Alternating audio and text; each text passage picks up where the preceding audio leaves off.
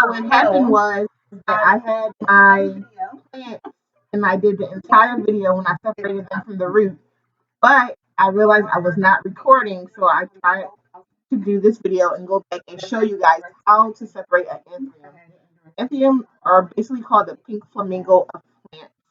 Right here, I'm showing you the roots, and right now I'm going to show you me repotting one of the plants. You know, that I took apart, and I wanted to get the two sides off, but they're connected at the root of the plant, so it was very difficult to pull them without killing the root or harming the plant. So I didn't want to do that, so I left them. Now, when the plant gets a little bit bigger, I'll be able to get some more pieces off to have more plants around my home. So I'm going to actually show you guys how I repotted them. I have my own potting mixture. It has core in it, it has compost in it, and it also has potting, soil, the mixture. So there it is right there, and it's really, really good. You know, it's nice and moist.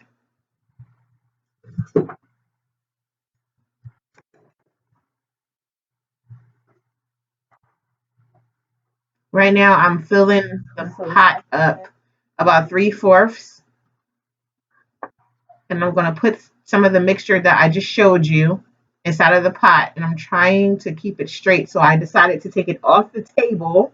So now you don't see anything, but I'm actually just sitting, the pot down, and I'm making sure that I have the right amount of earth inside of the pot so it will grow efficiently and get the nutrients that it needs.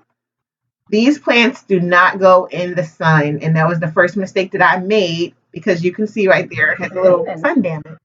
When you sit in the indirect sun, these plants are just strictly in a warm spot in your home, maybe a coffee table or on top of a heater, not in the window. you know, um, and they're going to grow healthy. I mean, the plant grew so much after a week and a half I've had it, and it grew so much. It was this little frail thing that I wasn't sure it was going to survive. It grew even though it got sun damage from being in direct sun. My prep room where I'm at right now. So that's the second one.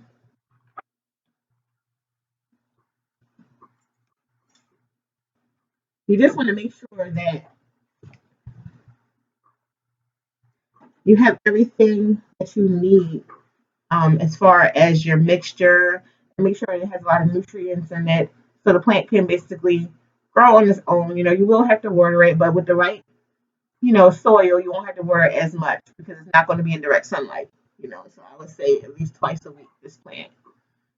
Some people might say more, but hey, you know, um, you just must remember that using your own mixture will usually work 10 times better than store bought. Especially when you're growing and creating your own compost mixtures at home. So that's just that. And you see how lovely it sits in the pot?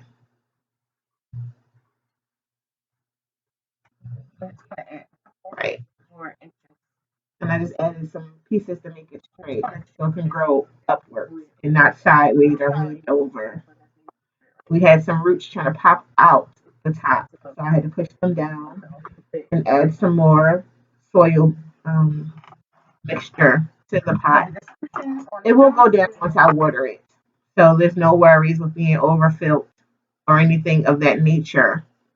So I'm just happy that you guys have joined us.